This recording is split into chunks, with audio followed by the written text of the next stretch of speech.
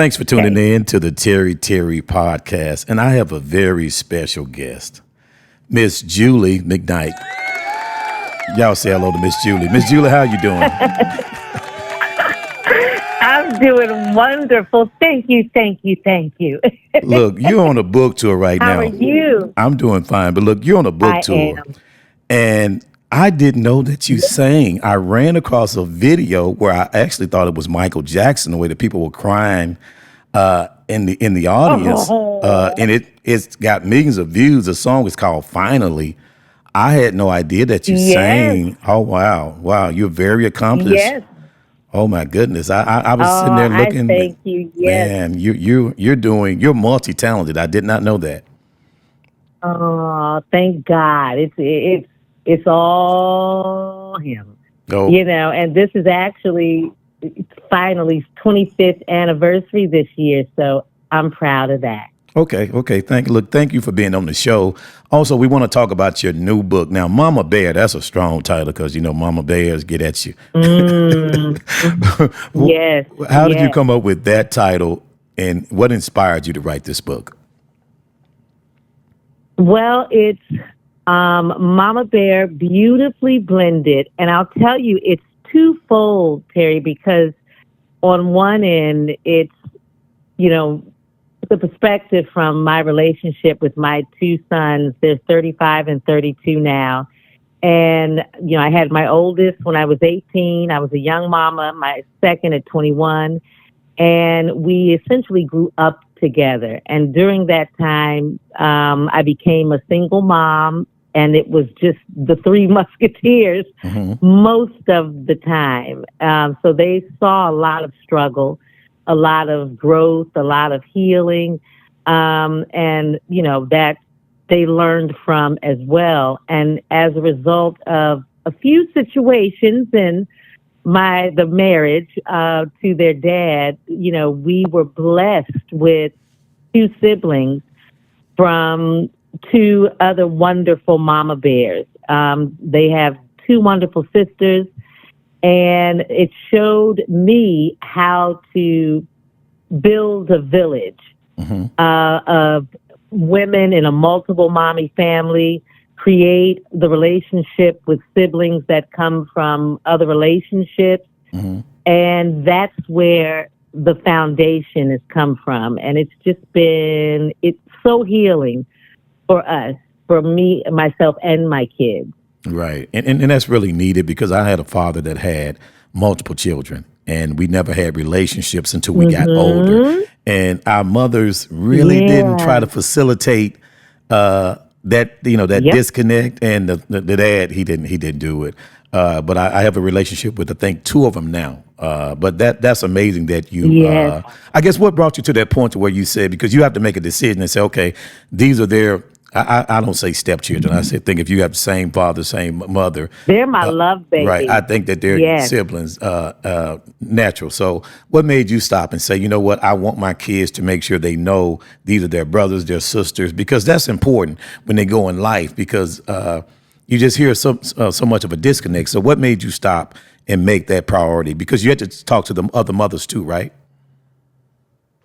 Absolutely. But it wasn't something I had to really contemplate and figure out and any of that. It was natural as a mom. My mother grew up in a family with multiple siblings that she wasn't able to grow up with, shout out to my grandpa Snags, but it was a family. And I grew up seeing her finding her sisters and developing relationships with them. My grandmother, my mom's mom, who was one of the multiple mommies in that circle, had a connection with at least three of the other moms. Always respectful, as long as the respect was mutual. They wanted to make sure that the kids knew each other and saw each other. And my mom wasn't able to do that until they got older. And they're just close. That's her family. But my sons and their sisters, we've been together in each other's lives since my loved daughter, she's in her 20s now. And when she came into our lives, she was only 4. And oh my God, just her mother, the soldier that she is, our baby girl who is 16 now, her mother, we all had to collectively just understand that the focus is the children, Right. and we respected each other as mothers, as women. You can have the relationship with their father, but I often say that, we can't get real upset because at some point we chose this man for at least one thing. You Right. know what I mean? Right. Right. And suddenly we don't like him. Suddenly we don't want, but I've realized, and what I know just from being in this type of situation, a lot of times we as moms, we as women, we just have to do so much better with facilitating relationships for the children and setting aside whatever issues there were with the father. Now, I don't mean in an abusive situation where your children could be in harm if they're still in that. But even in that, it's a separate relationship with the moms. And we as mothers have to put the kids first, let them know that these are their brothers and their sisters. This is your blood. Right. And they need that relationship. They need to be able to develop that. Even with my second marriage, I had to relearn my position as a mom who was fully invested with my other sister moms. And then I came into a situation where I was merely, and I don't say that lightly, but I was just the wife. We didn't share children. Right. He had a separate relationship with these other women, and I had to respect that and not just want to jump in and be that mama. But gradually, I had to respect their space, their relationship, as long as it was respectful.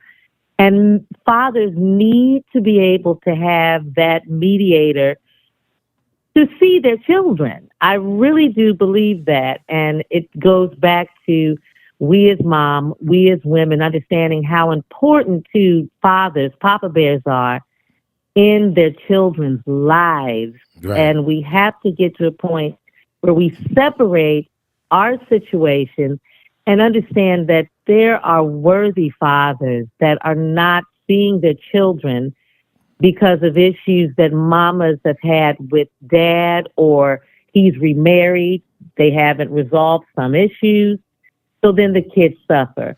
So I think I never expected to have to learn any of these lessons, but I thank God that I did, because I hope I can help families build, because I see kids that need it so much. They need their brothers and sisters. Right. And you said something so important, the balance, because I remember having my older son, and then when I remarried my other kids, it was always a gap between my wife and my ex-wife. Yes, And I could feel it, and it's not comfortable for the yes, man, because now I have to kind of lean between two worlds. And I wish they would have taken on the ideology that you had to say, hey, we should be a blended family, because it makes it easier for everybody now. But yes, I think people come in with yes. pre-assumed notions of I'm the new wife or I'm the ex and he didn't treat me right, but y'all are doing good, and vice versa, and the child gets left out. So that's definitely an amazing point of view that you have.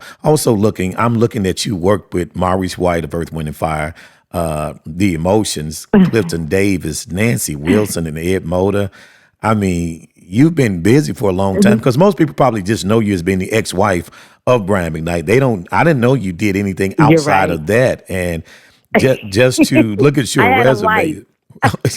Well, because we think sometimes when you're married to somebody popular or famous, that you're just at home, you with the kids, you're at the soccer. We're not thinking Right, you busy doing right. anything, because you kind of stayed out of the limelight, and Yes. you were working early, so you could have Oh, easily said, "Hey, I'm just going to keep doing what I'm doing," but you balanced it out, which was a shout out to you, because I didn't know you had done all this. This is amazing.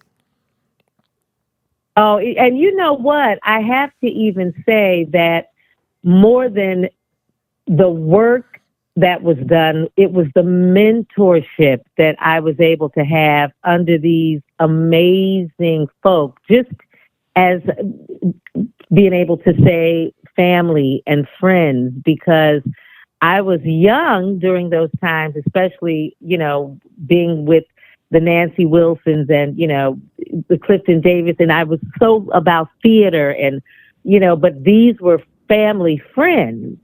So I was able to grow and have a foundation that I didn't even realize was building and making me, giving me an education when I did get into the industry.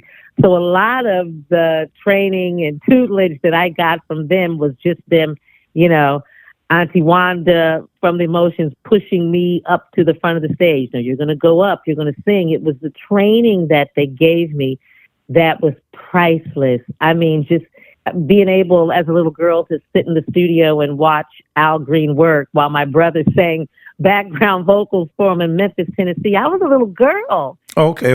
So do you have history in Memphis? Up. So because I know, shout out to Paul Young also. I am from Memphis. Oh, yeah. I did not know that because I saw what Paul Young gave you. Shout out.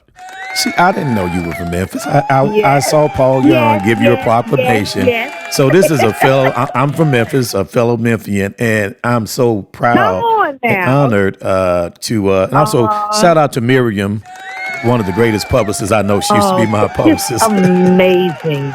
Does an amazing job. Amazing. So I want to say this. She knows how important Memphis is. Right. And yeah, and that was a great proclamation from Mayor Paul Young. Give people a reason why they should go get this book, because I've gone through it and I'm going to download it. But you gave a great point. What was a point in that book where you can share to say, look, this is where I think families need to make this connection, because if not, it really affects the children. Go ahead. I'm sorry. No. You are okay, because I'm talking like I'm sitting right in front of you. No, you're good. That's you're good. what it feels like. You're so comfortable. But, there's so many points to the book that bring us to how we are able to blend families. It definitely incorporates the fact that I was a celebrity wife, all of the ups and downs and ugliness of that. I think it's not just for women, and I'm glad that so many daddies and men and young men have reached out to me once they've read it, because for me it was therapeutic, and it was very difficult to write because there were a lot of painful times during the time I was, a celebrity wife, and issues that I was dealing with, behind the curtain, and still having to go out and smile and throw the diamonds on, and no one really knew what I was going through while trying to raise my children. Then, incorporating, the children that were presented to me even during our marriage. That, since the book, I've reached out and I've just prayed that those children would be open to come and know that they have a family with their brothers and their sisters. I haven't been, privileged to meet those, that were products of during our marriage. But even with that, those are still my children's siblings. Right. Their sisters were, after our marriage, but we met them later. So I'm glad that we were able to pull them through. So I think that the premise of the book is the overall basis of it is how, as a family, we were able, as a mom, I'll say it that way, as a mother first, how my sons just brought me back to life over and over and over again through like really dark times. You know what I mean? And that's a blessing also. That's a blessing. Did that. That's a blessing. Oh, it's a blessing. And they didn't even know it. They were young, but they are what kept me literally getting out of bed in the morning some days, eating. I mean, it was, when you read the book, those were those darker times, but we came out of them and we grew together. And then I was blessed with my love daughter's moms and that tribe that we've created, and the moms that I was able to learn from, even with my second set of cubs, and those children are close now. And it's all about building your family no matter what it looks like, and making the bottom line the kids. That's where they'll learn the respect for their father. They'll show, they'll learn from their mother forgiveness, strength. Right. Through These are the example. bottom lines. Yeah, through example too. Through example. That's amazing. But I also want to say I just downloaded. If you heard me online, that was me downloading the book. Tell people where they can get the book and also where they can go follow you. I'm definitely going to read this book. It's very inspiring just to hear you talk about it. It's inspiring to me. But Oh, tell people thank where they can you. follow you at and where's your next stop, because you're on a book tour right now, and give them that Yes. information. Yes. Well, they can, of course, follow me on the socials. Facebook is Julie Mcknight. There's actually two pages. One is more my house music page and, all of that. The other is just where it's really a community for everybody to come and be able to, yeah, I'm available to them. Instagram, it's Julie Mcknight, ITS, Julie Mcknight. And it's also the Mama Bear page, which is the Mama Bear Tribe. And that's how you reach me there. I'm in Atlanta right now. We just got here today, and we have an event on Tuesday. Cirque, it's from 7 to 11 p.m. Tuesday the 22nd. And that one will be presenting the book, lots of indie artists and entrepreneurs.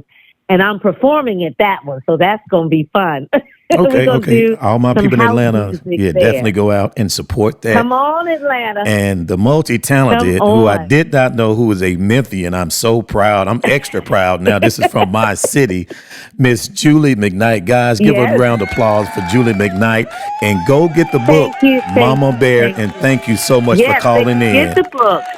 And Thank you again, so much. I'm honored, and continued success. Oh, thank you, my brother. I thank you. All I right. thank you. All Thank right. you for having me. You're welcome. We'll talk to you later. All right.